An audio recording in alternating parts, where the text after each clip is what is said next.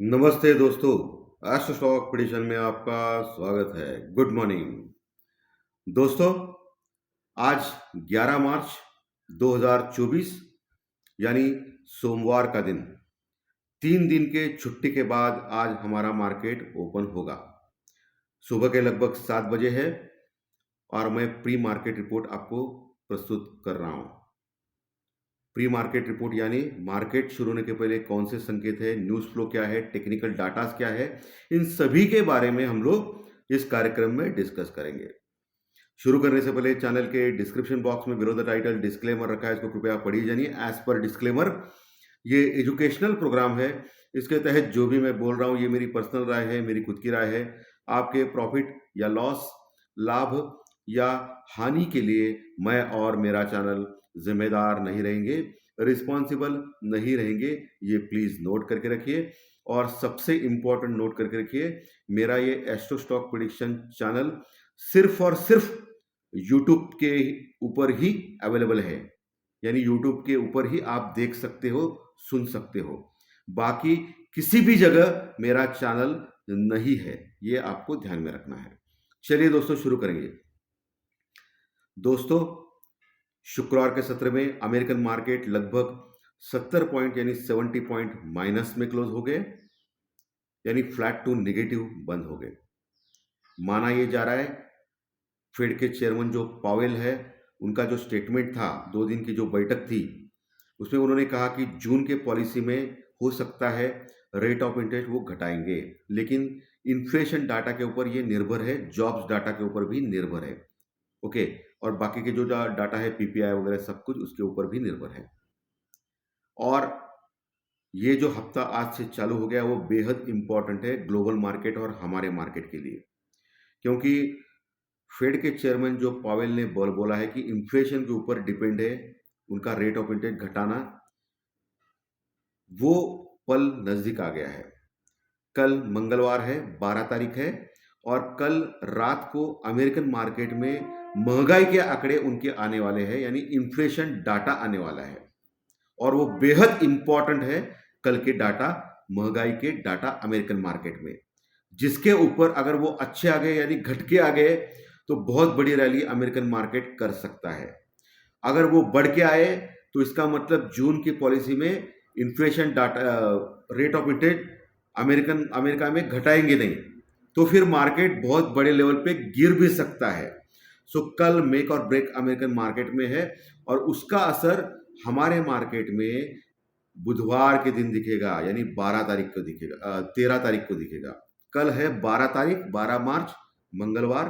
कल inflation data American market में आने वाले रात में, और 13 तारीख का इसका असर अमेरिकन मार्केट के हमारे ऊपर दिखेगा बुधवार के दिन।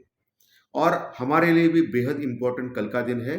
कल हमारे भी इन्फ्लेशन डाटा आने वाले हैं, यानी हमारे भी महंगाई के आंकड़े कल आने वाले हैं दोस्तों, जो बेहद इंपॉर्टेंट रहने वाले हैं। सो कल का दिन बहुत इंपॉर्टेंट है मार्केट के लिए। सो मुझे लग रहा है कि आज का दिन तो ऐसा घटेगा, चलेगा, लेकिन कल का दिन जो है वो दोपहर के बाद मार्केट में हरकतें बहुत हो सकती है, वोलेटिलिटी ज़्यादा हो सकती है। वैसे भी इंडिया विक्स जो हमारा वोलेटिलिटी इंडेक्स है, पिछले कई दिनों से लगातार गिर रहा है। 16 के ऊपर हम लोग गए थे इंडिया विक्स में, यानी घबराहट का इंडेक्स, वो अभी आ गया है 13.60 के आसपास, यानी 13.60 के आसपास, यानी बहुत बड़ी गिरावट इंडिया विक्स में हो चुकी है, यानी ऑप्शंस के प्रीमियम ज़्यादा घट गए हैं, और अभी वक्त आ गया है फिर से ऑप्शन की प्रीमियम बढ़ने का। तो वोलेटिलिटी अब बढ़ सकती है ये हफ्ते, ये ध्यान में रखना है आपको दोस्तों। वैसे आज सुबह के संकेत बहुत अच्छे हैं हमारे मार्केट के लिए, तो क्योंकि डॉलर इंडेक्स जो है वो घट के आया है, बहुत बढ़िया है इकोनॉमिक्स के लिए। और 10 साल की जो बॉन्ड यील्ड है अमेरिकन मार्केट की, वो भी माइनस में चल रही है, और ये भी अच्छा है। प्लस क्रूड ऑयल भी माइनस में चल रहा है, $81 के पास, यानी $81 के आसपास क्रूड ऑयल का ये है। तो ये भी अच्छा है हमारे लिए। लेकिन एक चीज खराब है, कौन सी? वो ये कि जापान का जो मार्केट है निकाय, वो लगभग 1000 पॉइंट यानी 1000 पॉइंट गिर गया है। अभी आप सोचते रहेंगे कौन सी बड़ी न्यूज है भाई, 1000 पॉइंट घटना यानी 2.5% घटना बहुत बड़ी बात होती है। और ये एशियन मार्केट में, जापान के मार्केट में इतना पैनिक क्यों है?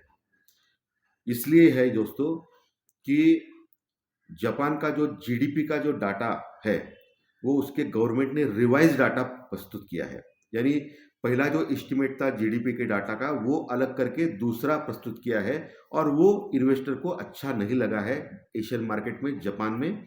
इसलिए जापान का मार्केट बहुत बड़ी गिरावट दिखा रहा है। लेकिन हमारे मार्केट पे इतना कुछ फर्क नहीं पड़ा है, क्योंकि अमेरिकन मार्केट जो है, यानी डाउ फ्यूचर, सिर्फ और सिर्फ 8 पॉइंट माइनस में है, यानी फ्लैट ओपन होने जा रहे हैं। अमेरिकन मार्केट डाउ फ्यूचर 8 पॉइंट माइनस में है, और हम लोग लगभग 90 पॉइंट यानी 90 पॉइंट प्लस में गैप अप ओपन होने जा रहा है।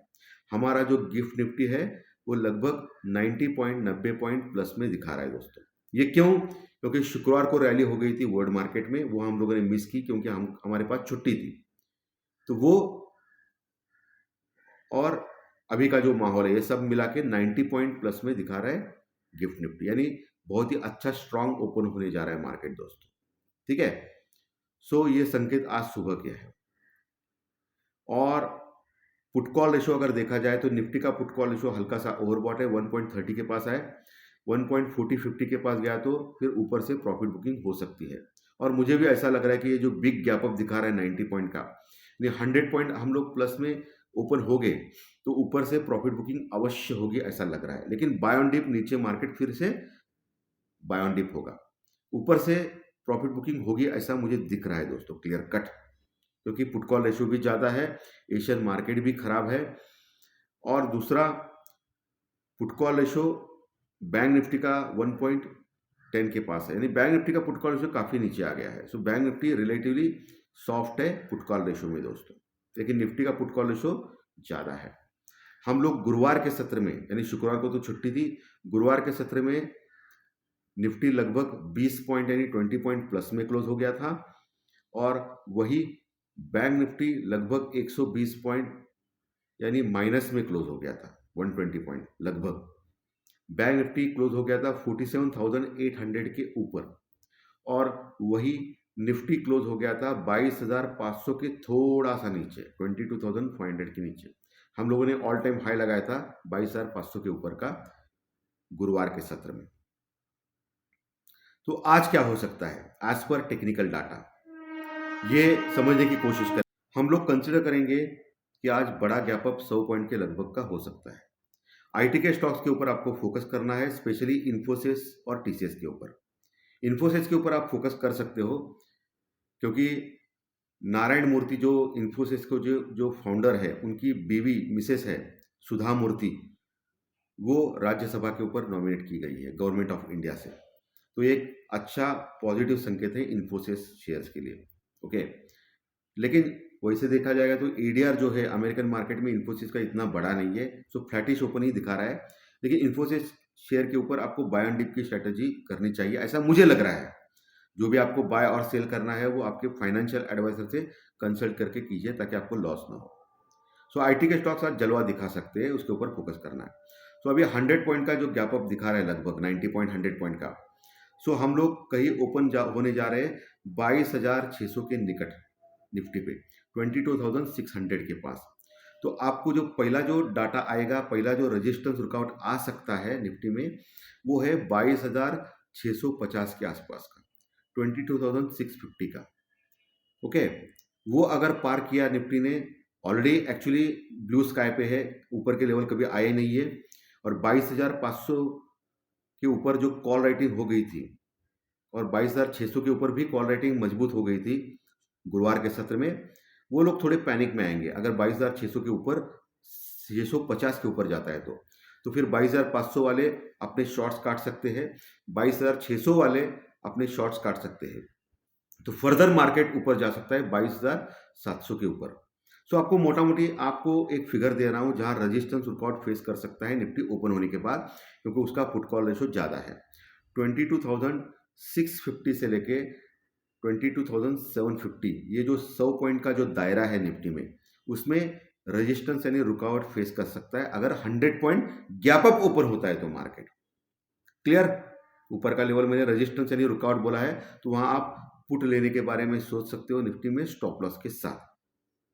ओके, और 22,750 के ऊपर गया तो 22,800 जो है वो इंपॉर्टेंट रेजिस्टेंस रुकआउट लेवल है। 800-850 के बाद बहुत बड़ी रुकआउट हो सकती है, एक साइकोलॉजिकल लेवल है 22,800 और 23,000। ओके, और नीचे के लेवल पे अगर आते हैं हम लोग, तो नीचे के लेवल पे ओपन होने के बाद 22,500 के ऊपर पुट राइटिंग जबरदस्त होगी निफ्टी में, यानी वो एक स्ट्रॉन्ग सपोर्ट का काम कर सकता है। इनकेस मार्केट ऊपर से प्रॉफिट बुकिंग होके नीचे आ गया तो 22,470, 22,470 से लेके 22,530, ये जो 50 पॉइंट का दायरा है, 60 पॉइंट का, वो आपको एक मजबूत सपोर्ट का काम करेगा नीचे। तो निफ्टी 22,470 से लेके 530 के आसपास आ गया तो आप बाय कर सकते हो निफ्टी में स्टॉप लॉस के साथ। अगर गलती से भी 22,470 के नीचे जाता है निफ्टी माइनस में, तो फिर 22,400-420 का लेवल तुरंत आ सकता है, ये ध्यान में रखिए। आज मैं मान रहा हूं कि 22,350 से लेके 22,420 का लेवल एक मजबूत सपोर्ट का काम करेगा निफ्टी में, इनकेस बड़ी गिरावट होती है तो। ठीक है, ये निफ्टी में बोल दिया मैंने, लेकिन गलती से भी 22,350 के नीचे नहीं जाना चाहिए निफ्टी, तो एक बड़ी फॉल आ सकती है निफ्टी में आज के सत्र में। दूसरा, बैंक निफ्टी के बारे में बात करेंगे। 47,800 के ऊपर क्लोज हो गया था बैंक निफ्टी, 120 पॉइंट माइनस में गुरुवार के सत्र में। तो आज ज्ञापक होने के बाद बैंक निफ्टी लगभग 200-250 पॉइंट ज्ञापक ओपन हो सकता है। सो फिर से 48,000 के ऊपर ओपन हो सकता है बैंक निफ्टी ओपनिंग में। तो आपको क्या देखना है, 48,120 का लेवल देखना है फर्स्ट ऑफ ऑल।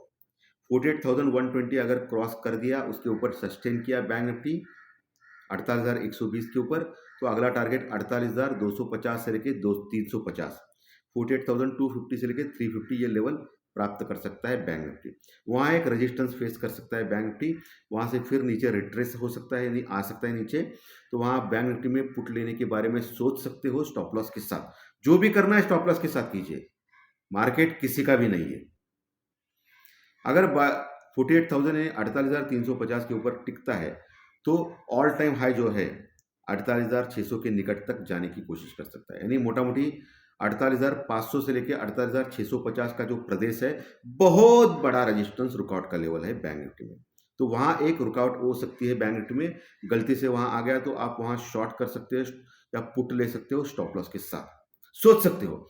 अगर गलती से 48,650 के ऊपर टिकता है तो बड़ी रैलियाँ हो सकती है बैंक निफ्टी में, जो 49,000 तक लेके जा सकती है। नीचे ओपन होने के बाद 47,800 जो ऊपर क्लोज हो गया, वो एक स्ट्रॉन्ग बेस का काम करेगा, जहां अच्छी पुट राइटिंग हो गई है। हो सकती है ऊपर आने के बाद फिर वहां भी पुट राइटिंग हो सकती है। बहुत अच्छा बेस मुझे बैंक निफ्टी में 47,450 से लेकर 550 का लेवल लग रहा है। बैंक निफ्टी में 47,450 से 550 एक मजबूत सपोर्ट का काम कर सकता है इनकेस नीचे आता है तो।